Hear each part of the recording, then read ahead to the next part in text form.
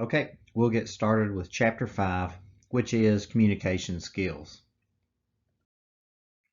We're going to talk about and identify the elements of the communication process. We'll talk about the communication loop, some different types and styles of communication, as well as we're going to demonstrate the effect of oral communication, written communication, and the ability to use various communication styles in the classroom. So communication is the most important element of the learning process. And this is something that we use on a day-to-day basis. To be as effective instructors, we got to master the communication. We got to be able to learn and know when to use the different styles of communication. So this is what makes the learning environment less of a factor. And our goal is to give our students greater knowledge base.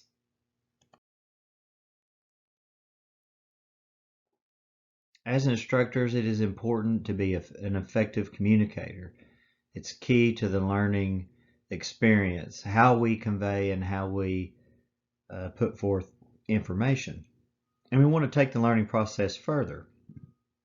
We want to encourage effort and modify possibly even attitudes about what subject matter that we're delivering. And we want to be able to stimulate thinking. Students have different learning styles and they use different cues as well. Diverse cues that are in use to enhance the learning experience, and we need to use these clues and cues to make our instruction more effective. Learning should occur regardless of the environment. As an instructor, we must have excellent communication skills. So we'll start with the basic communication process, and this consists of the 5 elements where we have a sender and a receiver, message, some type of medium, and we solicit feedback. The environment surrounds these elements, and we'll talk about each of these elements in detail. The 5 elements act like links of a chain, if you will, and they must be connected to all properly work. If there is a break in one of the links in the chain, then this is where communication will fall apart. So we'll start with the sender. In the classroom, the sender is the instructor. And so we must know the communication style that we're going to use. And the choice of communication style is then based on many factors. What style is more comfortable for the instructor is one. Next, we have a message. What is the instructor trying to convey? What are they trying to communicate to the students? This is the most complex part of the process. For our students to understand, they must hear the message, be able to put the message into their own terms, and then ensure the terms match the instructor's terms. A medium is simply how the message is conveyed. It is as important as the message itself, and we convey information through speech and the tone and the speed of our speech, our volume, and there are other qualities with our medium. And another important factor here is timing. We want to take note that we're delivering a message through speech and we're delivering material. We want to make sure that everybody is ready to listen, that the classroom is quiet, and that people are focused. Next is the receiver. In the learning environment, the student is the receiver, and we've all played this role as a student. But this is an active role, and so they must actively listen, and they must maintain focus on the message. We can help our students actively listen by some of the mannerisms that we use, eye contact, the fluctuation in the voice, so on and so forth. Feedback is what allows our sender to determine whether the receiver understood the message. It can be nonverbal. You can get blank stares as an example. And when we get blank stares as an instructor, we oftentimes feel like there's something there that they're not getting. They probably have a question, but they just don't want to ask it. So we can ask the student to describe the message in their own words as well. Ask other students to offer up information. And a lot of times in your delivery process, you can do this by soliciting questions as you go along. Face-to-face conversation is the most effective means of conveying many types of information. Body language can help tell the story. Our facial expressions, your inflection and tone of voice as well.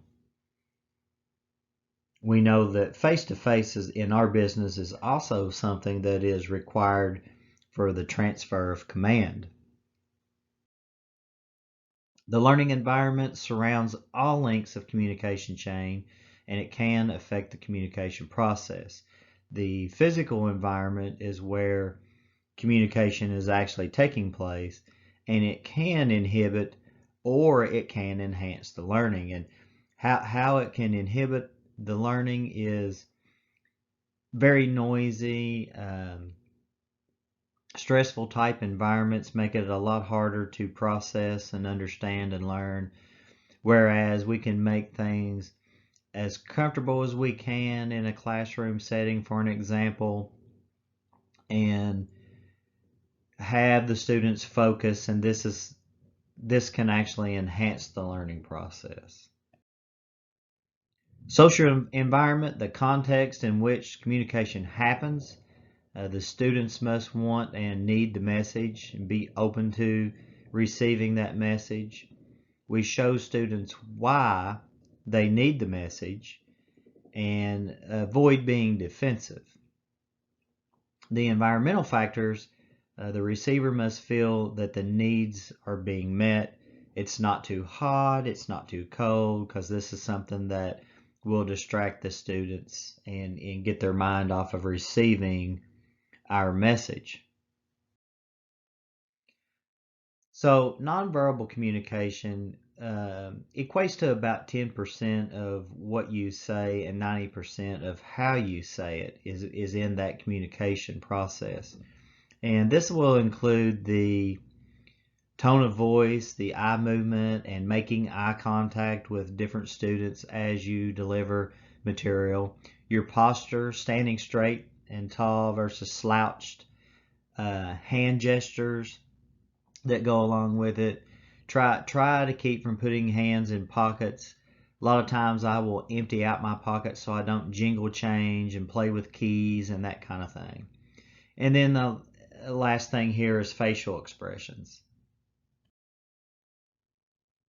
Good posture is critical for good communications. Poor posture, it looks unprofessional. It is unprofessional. Be upright, back straight, make good eye contact. That you're able to communicate a lot better this way.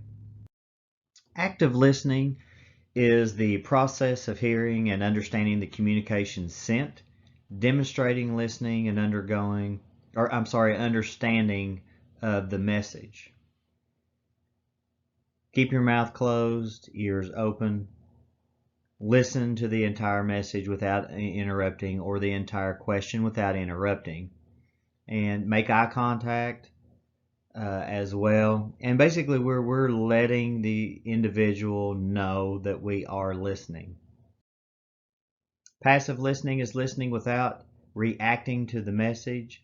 We observe students' body language and we have a look at their facial expressions. Verbal communication is more than just talking. People can talk without communicating. It is affected by several factors: the volume, the language itself, and even our tone, and oftentimes even picking the right time. We can be talking, and if you've picked a time where somebody is busy doing something that is distracted, they may give you feedback of yeah, okay, things like that, and then but really not receive or hear the message. Volume of our speech can add emphasis by lowering and or raising our voice at times. Use volume to gain students' attention. Then we soften that down when we speak to students individually. Oftentimes, if we're talking to somebody one-on-one during a break or something like that, it'll be at a low voice.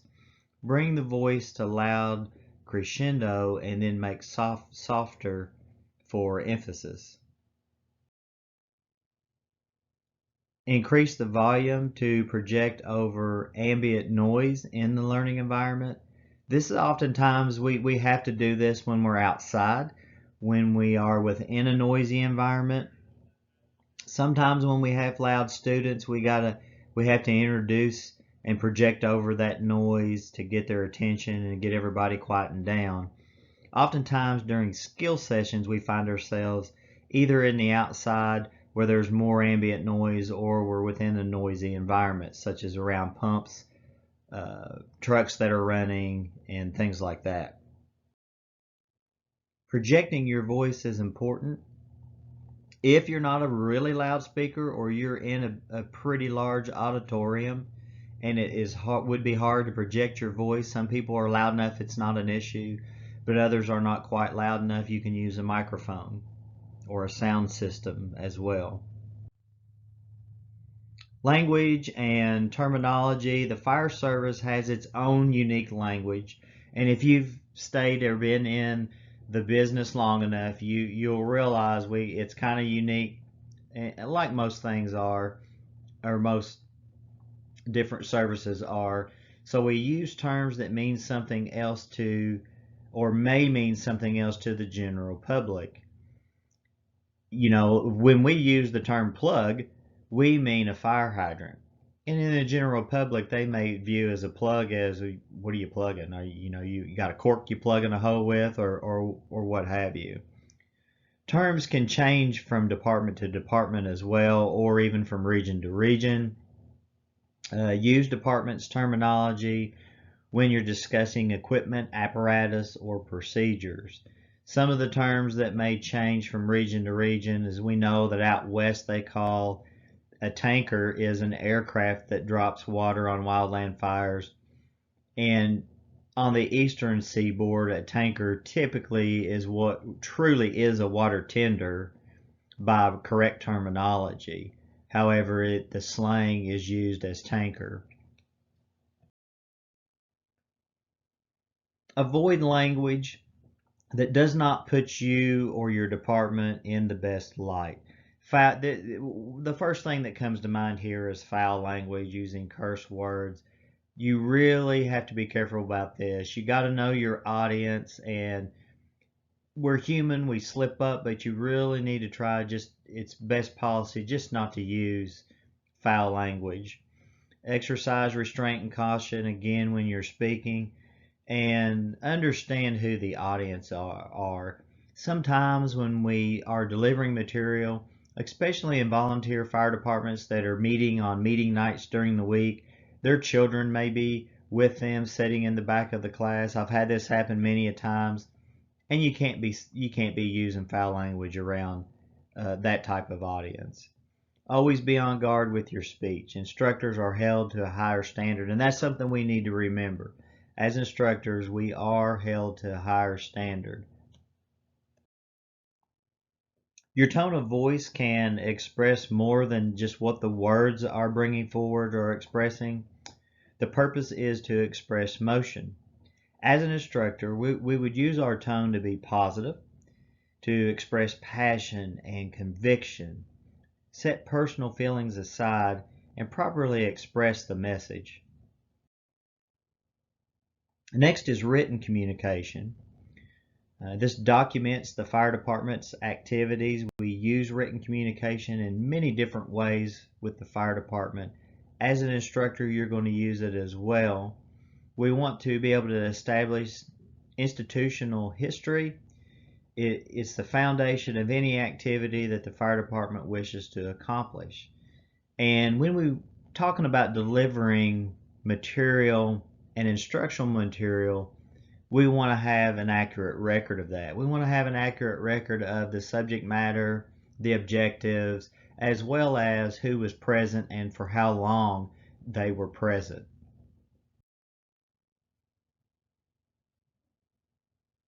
Instructor responsibilities. As instructors, we're responsible for many types of written communications. Again, the narratives that are included within our training records, that's the explanation of the material delivered. Comprehensive training reports, and this could include number of times that a particular subject has been delivered, how many hours are required in a certain subject area. Such an example would be hazmat. You need 8 hours a year, and running those reports and providing that documentation. Reports of injuries. Again, oftentimes we train, especially on the skill side of things, we train like the real world experience. And so by doing that, we need to report injuries in the same way. Workman's comp paperwork, injury, accident reports, all this is the lead instructor's responsibility within the class. Documentation of training issues. Anything we get feedback and things that don't work, or things that maybe we broke a piece of equipment, then we need to document this as well. Permanent record. Although email has replaced many formal written type letters and written type communication, written communication serves as that permanent record of the event. So I would say don't rely strictly on emails. Just remember to make sure that we have a formidable written copy of the material.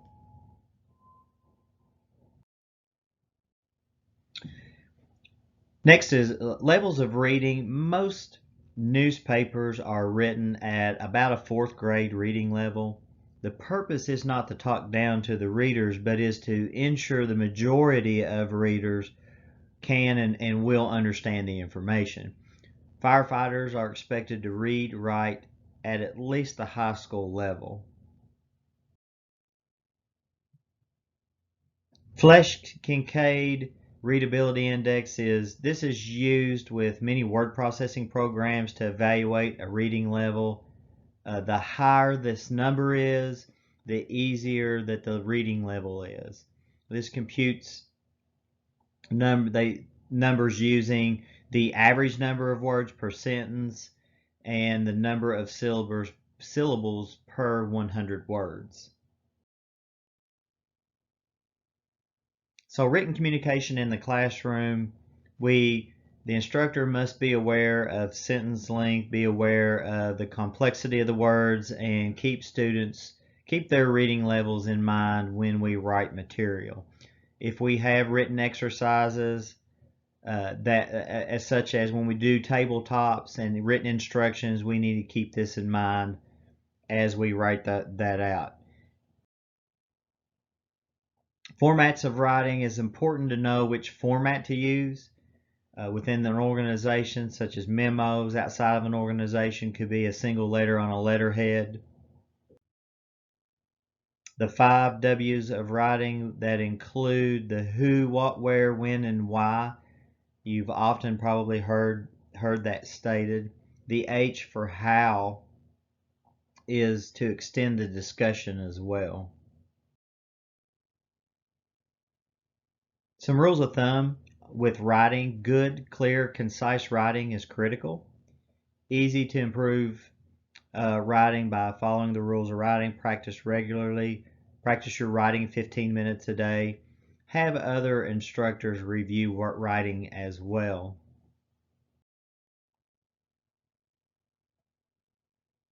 When writing a paragraph, we start with an introduction, and this is the statement or what states what is going to be discussed.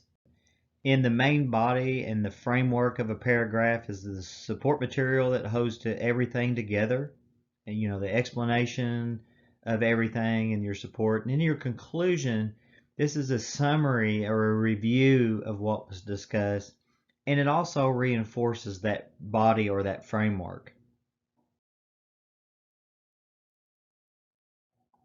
Your paragraph is your building block of writing. All good writing has introduction, the framework, and the conclusions. And we do this within letters, we do this within memos, and we do this within reports. And even when you write run reports in the real world, your narrative should be written in this style.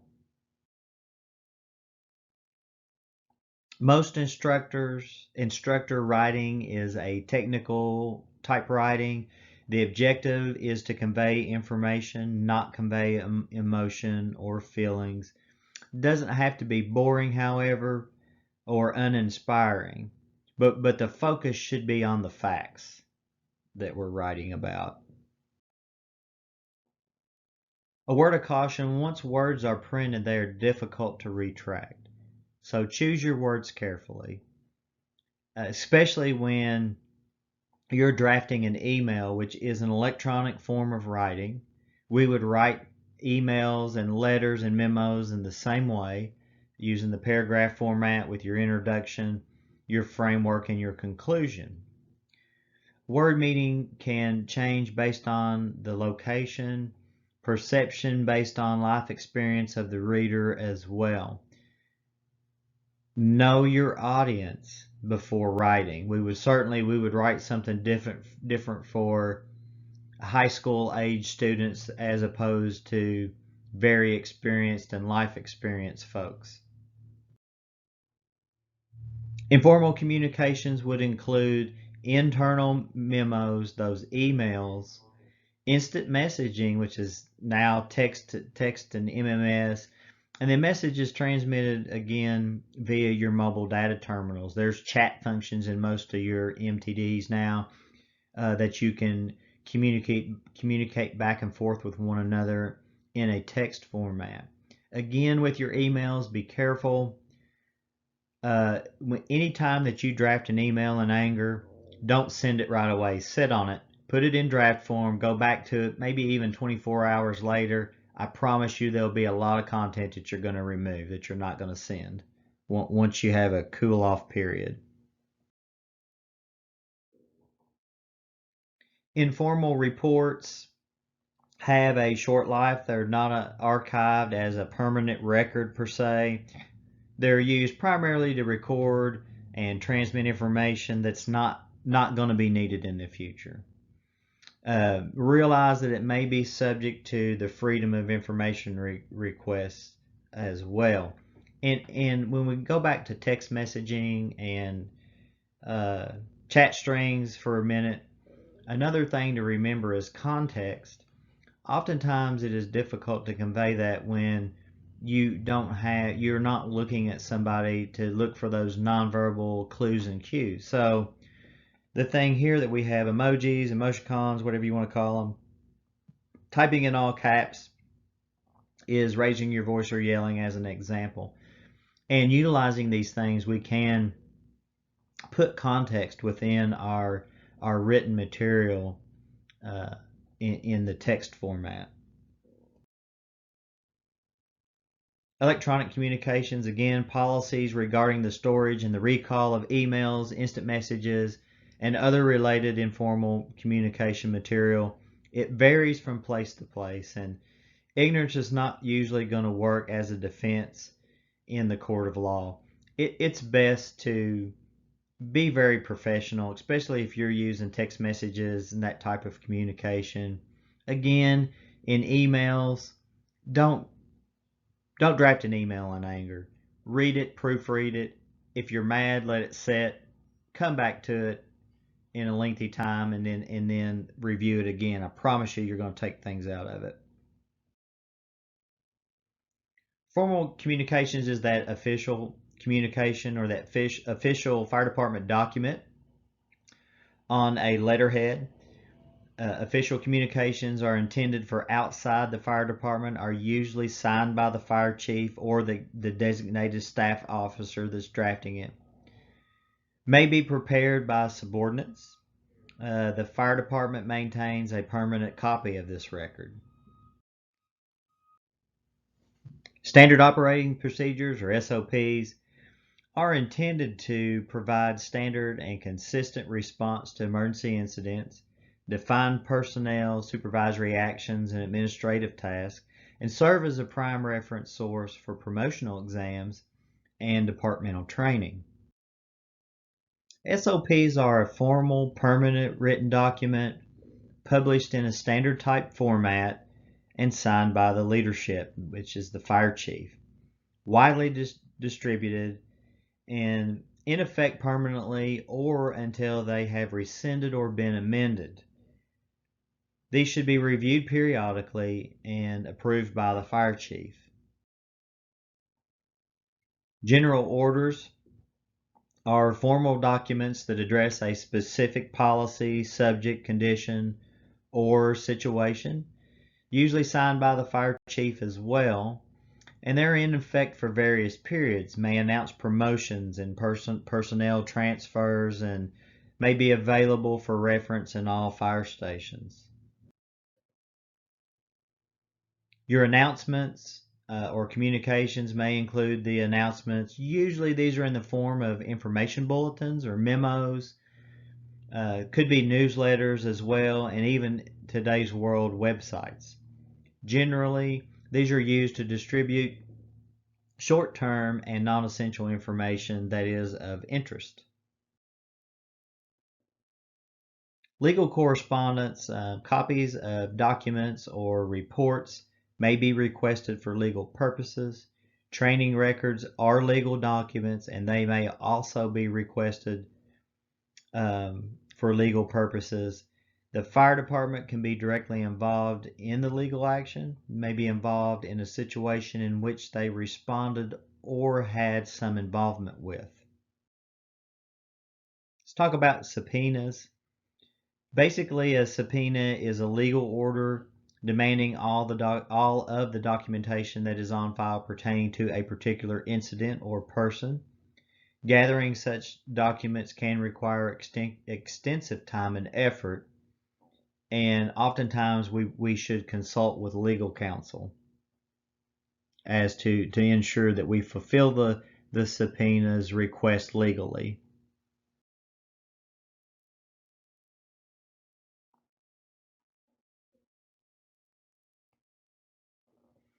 Interrogatories is a series of written questions asked by someone from an opposing party.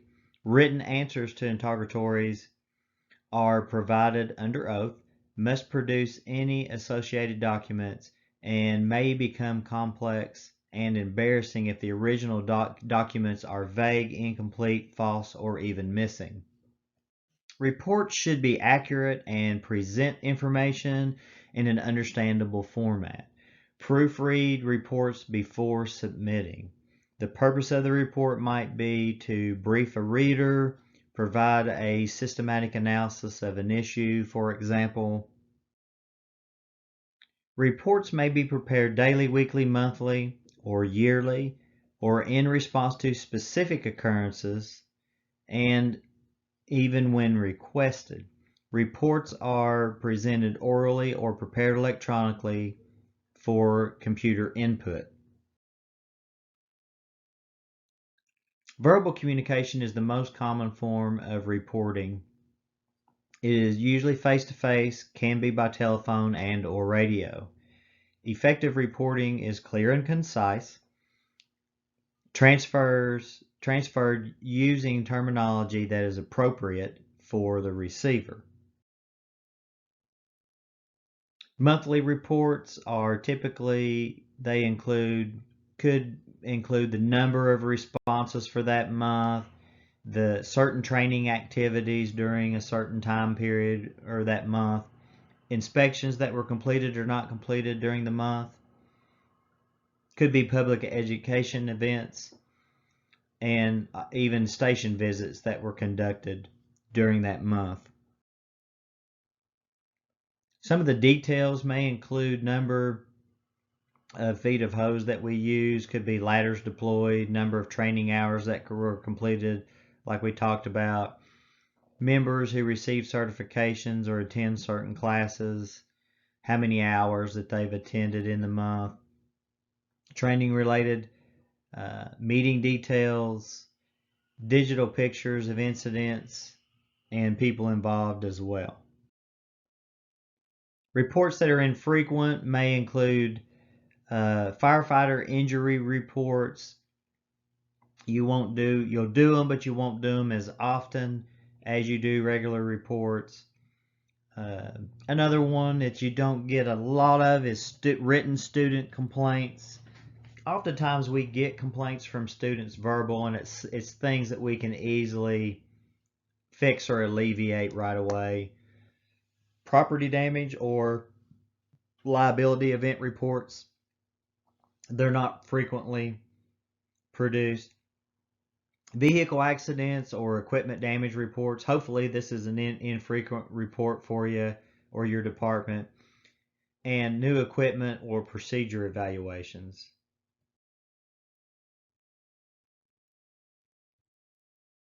These reports may include documents such as suggestions to improve operations, could be also response to a grievance or complaint, those are usually time sensitive, firefighter work improvement plans, and research report or recommendations. These reports may include chronological statement of events and or recommendations. A decision document this type of report may include recommendations for an employee recognition, could be formal discipline, could be a new or improved procedure, or adopting of a new device. The goal would be to provide enough information and persuasion so that the intended individual or body accepts your recommendation. The elements of decision documents: statement of the problem or the issue, the background, any restrictions, options, recommendations, and then the next action.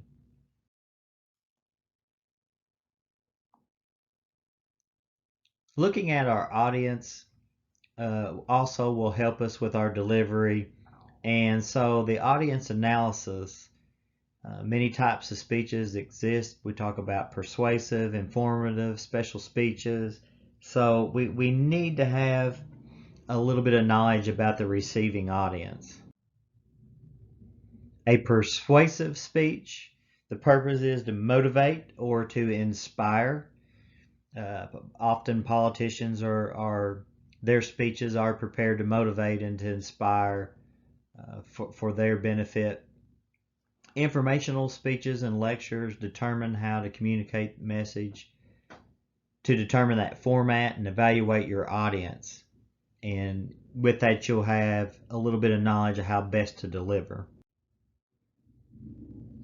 Basic level of firefighters. Lecture, for the most part, is the best delivery method. Students have little relevant experience at the basic level, so we begin with the lecture. We communicate the concepts and the objectives, and we pass on the information in a more direct manner, and we're repetitive with this. Once we move to the skill side of things, we begin to help them put that together. And even at that level, we are talking our way step by step through each part of the process. So we're still at this basic delivery method. With experienced firefighter, your lectures are more persuasive. A lot of our firefighters with experience, I'm not saying that they won't learn something new. Certainly they will, but a lot of the material they have a strong grasp on, and so we're speaking more so on the persuasive side of things. We may discuss basic skills in more detail, for example, at higher level, and this requires students to be convinced about the importance of the message. Otherwise, they may tend to tune us out. Experienced firefighters and even fire officers use discussions rather than lectures. Especially when we're engaged with experienced students. We incorporate their knowledge as well as the message that we're trying to convey. Tabletop or roundtable discussions, tailboard discussions, however, whatever you want to call it. I used to always say we solved a lot of problems sitting around the round table in the bay, writing and drawing diagrams on a napkin.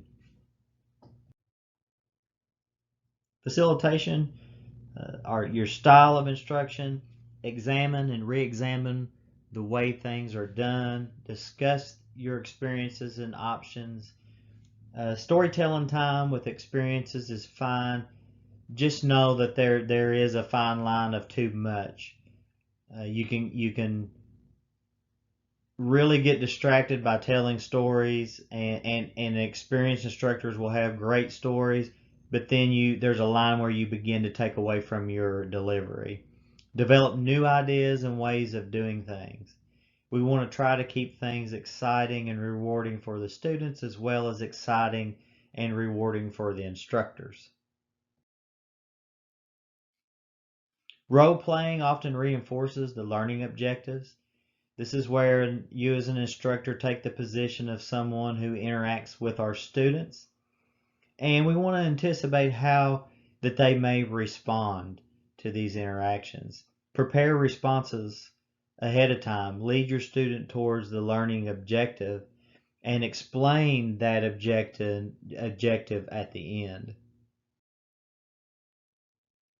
Group exercises or collaborative exercises, these efforts benefit all the group members, exploits the tendency of firefighters to work in groups, and evaluates whether students can work in a collaborative manner.